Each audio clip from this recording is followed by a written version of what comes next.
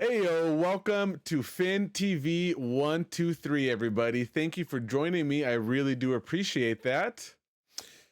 We have 5 stories for you today on this wonderful day of July 16th in the year of our Lord 2025. Our main story of today is the Legend of Zelda cast has been announced. Well, 2 cast members have been announced. I'd like to remind everybody, don't forget that if you have Amazon Prime, you have Twitch Prime.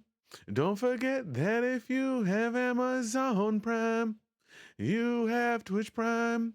If you have Amazon Prime, you have Twitch Prime. If you have Twitch Prime, I think that I'm probably the best person you could give that Twitch subscription to. I am a one-man business running a one-man show, and Lord knows I need it. So if you have Amazon Prime, make sure to go over to Twitch, link your accounts, and give me that free Twitch subscription.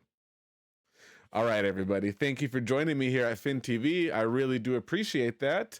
Let's get into the stories. I got 5 for you. Main one being The Legend of Zelda has got a cast. We have our cast members for Zelda and Link. Let's get into it. So I have like 2 article. No, I have 1 article for you that I'm kind of pulling from. That kind of explains who the actors are, but basically the announcement is that oh, let me get my B-roll ready here. Almost forgot about that. So Nintendo has officially, or let me get the B. I think I like getting the B-roll up and then starting rather than starting and then getting the B-roll up. It makes it better for clips. So Nintendo has officially confirmed the actors for Link and Zelda in the live-action Legend of Zelda movie. Bo Bragison will be playing Zelda, and Benjamin Evan Ainsworth will be Link. Yeah. Tom Phillips over at IGN. Who are the actors behind Link and Zelda in Nintendo's live-action The Legend of Zelda movie? Unlike the casting of Chris Pratt as Mario in the Super Mario Bros. Movie, Nintendo has chosen a pair of relatively unknown actors to fill its next set of iconic roles. Perhaps that's for the best, considering the initially mixed reaction to Pratt's announcement. But it's also likely out of necessity, as Link and Zelda are traditionally portrayed as younger characters, and indeed, Ainsworth has landed his role as the series protagonist while aged just 16. All of that said, both Ainsworth and Bragison are far from amateurs, and both already have several notable roles under their belts. Benjamin Evan Ainsworth is Link. Ainsworth from Yorkshire in Northern England received his first acting credit in the long-running TV soap Emmerdale, aged just 10. His first major role was in Netflix's 2020 horror miniseries The Haunting of Bly Manor, where he played main character Miles Wingrave, one of the creepy children that Victoria Pedretti's character looks after. In 2022, Ainsworth voiced the main role of Pinocchio in Disney's live-action remake of its classic animated film. That's going to be Disney's version, not the Guillermo del Toro version that I like a lot. And then we have Bo Bragison is Zelda. Let me start that over. Bo Bragison is Zelda. Bo Bragison, Nintendo's pick to play Zelda, is also British. Born in Chichester in 2004, Bragison spent parts of her childhood in France and technically first appeared on screen as a toddler in a French film, L'Amour Caché, opposite Inglourious Bastard star Melanie Laurent. Bragison's breakout roles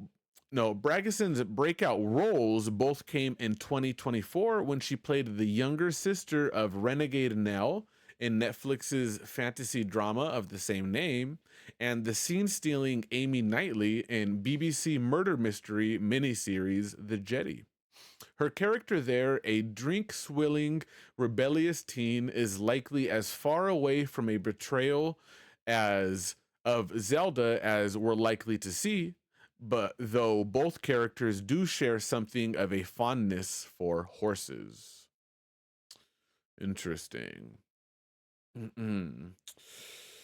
I wonder who they're gonna have Chris Pratt and Jack Black play.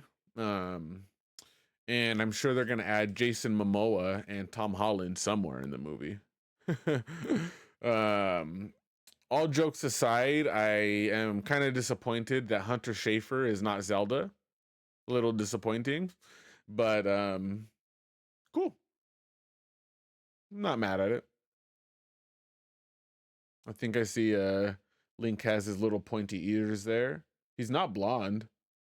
They're gonna have to like dye his hair or something, right? Yeah.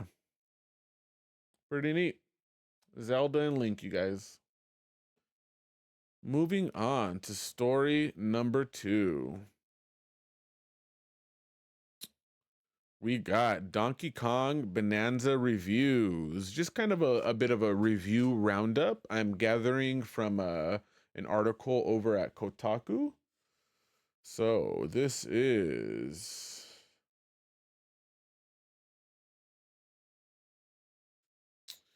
This is Ethan Gotch over at Kotaku. Donkey Kong Bonanza reviews say it's the blockbuster. Start that over. Donkey Kong Bonanza reviews say it's the blockbuster exclusive Switch 2 fans are waiting for. IGN says Bonanza never stops pulling fresh ideas right off the vine over its 20 plus hours. Without spoiling anything, I was stunned at the ingenuity on display as I dove to some of its deeper late game layers. There are tons of different material types that make up the world, and there are set rules to how they all interact with each other. A simple example is how throwing ice into lava creates a hardened rock platform, but the chemistry and interplay between different elements gets more complex as you progress, and learning these relationships and using your knowledge of them to solve increasingly smart puzzles is supremely gratifying. That's by Logan Plant over at IGN. Next, we got the review over at GameSpot. This is from GameSpot. Donkey Kong Bonanza offers a new start for Donkey Kong that is distinct from the Donkey Kong Country games. The focus on destructibility captures what makes DK different from other platforming characters. His titanic strength and giving him a cute sidekick grants the game unexpected emotional depth. As part of the launch lineup for the Switch 2, this nicely fills the gap for one of Nintendo's signature substantial single-player adventures. But more importantly, it's an excellent game in its own right and deserves to be mentioned alongside games like Mario Odyssey as among Nintendo's best recent works. And that is by Steve Watts over at GameSpot. Love it. The reviews are really good. Everybody's loving this game. People are giving it 10s out of 10. They're saying it's better than Odyssey. I love to see it. Next, this is from Games Radar. Smashing things is fun, and Donkey Kong Bonanza understands that fact better. Start that over. This is from Games Radar. Smashing things is fun, and Donkey Kong Bonanza understands that fact better than any other video game I've ever played. Forget about see that mountain, you can go there. Now it's see that mountain, you can obliterate it. Bonanza's destruction isn't just a flashy gimmick for the Minecraft generation, it's one of the best inventions Nintendo has had in years. That's by Dustin Bailey over at Games Radar, and the last review for our roundup that I have is from The Verge. Bonanza is a dad game the same way The Last of Us is a dad game. Same world trekking adventure with a big, strong dude protecting a powerful little girl. But where The Last of Us makes you have big, sad feelings about all the people the game forces you to kill, Bonanza presents you with a slight alternative. What if you could use your powers to fuck shit up and not be a dick about it? DK smiles often. People are happy to see him. That friendly rock I mentioned earlier, when you punch him or any NPC, it turns into a high five. All that destruction is welcome because it's helping restore the world. And that is by Ash Parrish over at The Verge. I like that one. Yeah, the reviews are coming in really good. I am looking forward to playing this game. I can't wait to play this game. It looks so fun, and stay tuned because I will be streaming this game as soon as it comes out. Tonight. Around 9 p.m. No, because I'm going to go watch Superman. So I'll probably be back around 10 or 11. I'll stream it around then. It's going to be a late night. All right. Moving on. Oops. We got story number 3, you guys. The next 3 stories we're probably going to blaze right through. Let's get to it. So, this is a story about phasmophobia.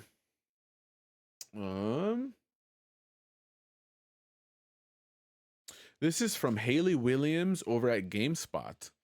Phasmophobia dev promises overhaul that will make it feel like a new game. Phasmophobia will finally be releasing in version 1.0 next year, which is a comprehensive update that the game's creator says will feel like playing a new game.